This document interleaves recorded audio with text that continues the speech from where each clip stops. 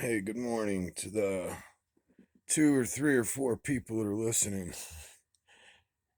I guess I made a mistake with not. I should have. I should have been sharing. Uh,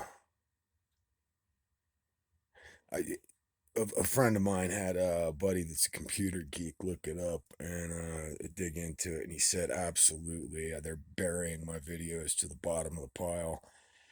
So I guess I'm absolutely being shadow banned, and it's too bad. I wish more people could hear and know about the love and all the screaming and the bitching I've been doing about the assault taking place in America's red, white, and blue skies. Certainly hasn't helped with that, you know. But I just had a thought about this a little.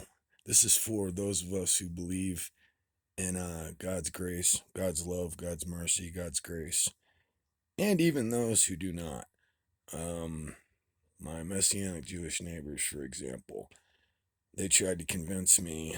They try to convince me, but they simply don't believe in the rapture. And they said that the rapture was basically invented by a door to door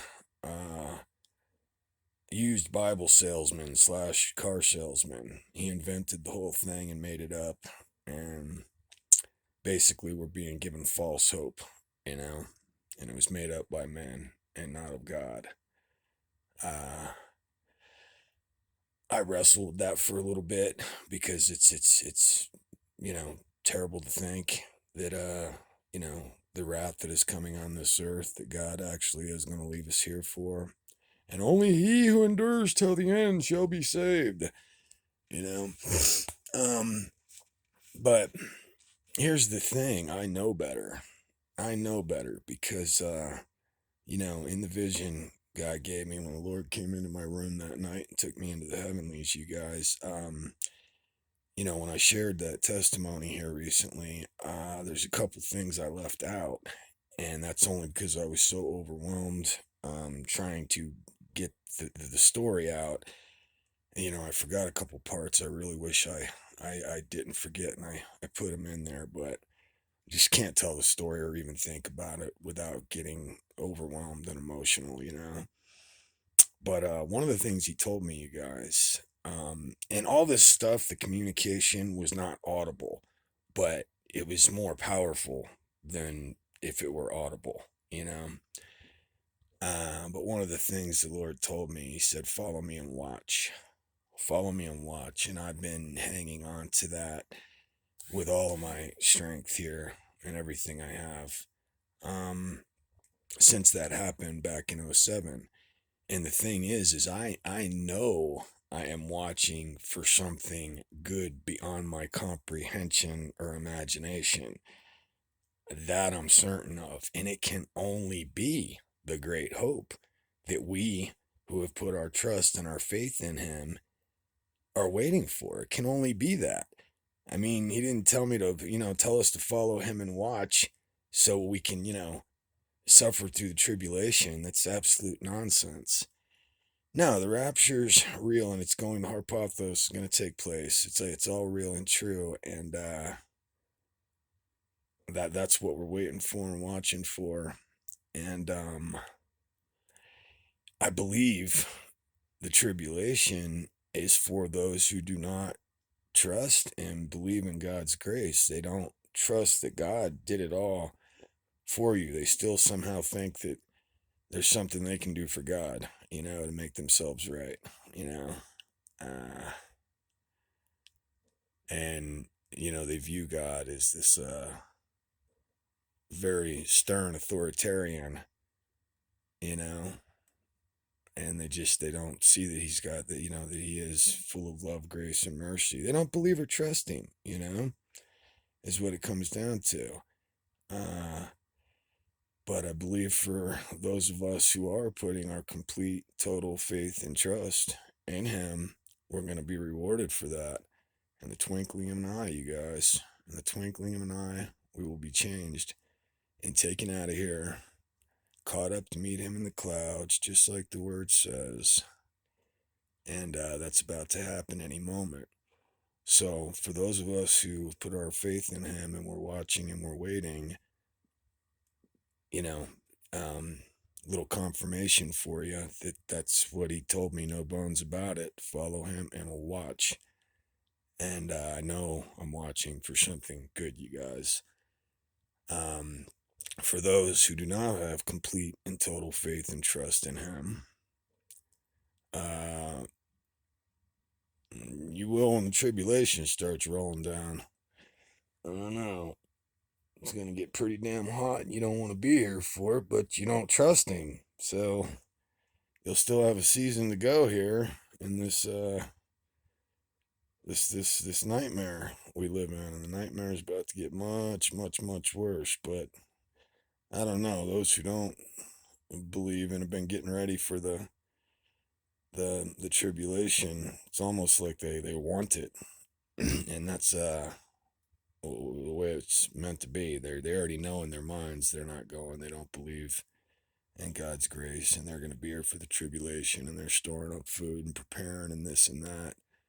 Um, I don't know. I see it as a damn shame because if you just trusted God and trusted His word, and were watching and trusting Him for what He said, you wouldn't have to go through this tribulation. But I don't know. That's what I feel inside. I feel my Father's Spirit has revealed these things to me, and I could be completely wrong. Um, but we'll see, and we'll see real soon here, you guys.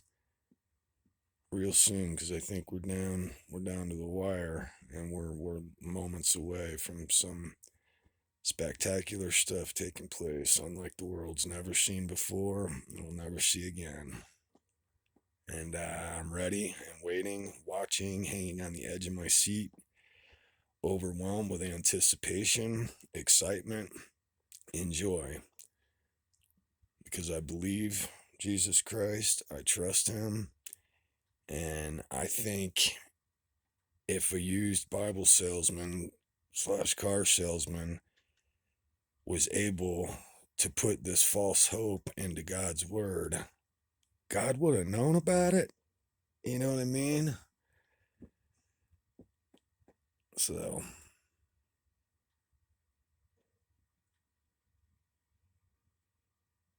just keep looking up, you guys. It really amazes me because I have a close friend, my oldest friend in Florida.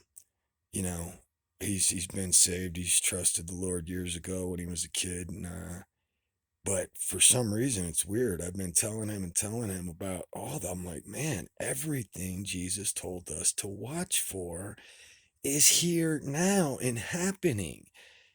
How can you not be excited or hanging on the edge of your seat with expectation in your heart, knowing that he's going to call us out of here, out of this nightmare at any minute and into paradise like the thief on the cross? But he's not there. His attitude is, you know what? They've been saying this for thousands of years. And basically, when it happens, it happens. Ain't nothing you can do about it. You got to live your life here and now. And on one hand, while I agree with him, and he's completely right about that, on the other hand, no, he's not. He's off, because the parable of the five wise virgins and the five unwise virgins makes it really clear, along with a few others, that there's a group of us that have this trust. We trust him so much that our lamps are full and we are ready and waiting. We didn't fall asleep. I mean, we are wide awake. We know what he told us to look for, and we know it's all here, and we're hanging on the edges of our seats waiting for him. We know he's going to be here any minute, and he's coming. And my buddy in Florida kind of reminds me of one of the unwise virgins that have, fallen asleep. And he's like, when he gets here, he gets here, you know. But the Lord makes it pretty clear he's looking for those of us in this first fruits rapture that have our lamps full, and we are we are awake, wide awake, ready and waiting, Lord. Ready and waiting. All right, love you guys. Just have to share here in these last moments all I can, can't even help myself. Um, I'm full of a very, very powerful, hopeful expectation. I'm, thank God, it's a gift from Him, but I am one of the wise virgins that is ready and awake. I know what time it is. I can never give a date, never have given a date because, we know the season, and that's good enough for me. I know the season we're in, and I know beyond a shadow of a doubt everything that Jesus told me to be watching for and waiting for is taking place right now.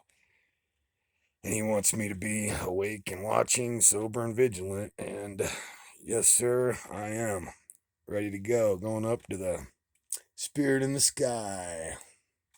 Any minute, you guys. All right, love you guys. Peace.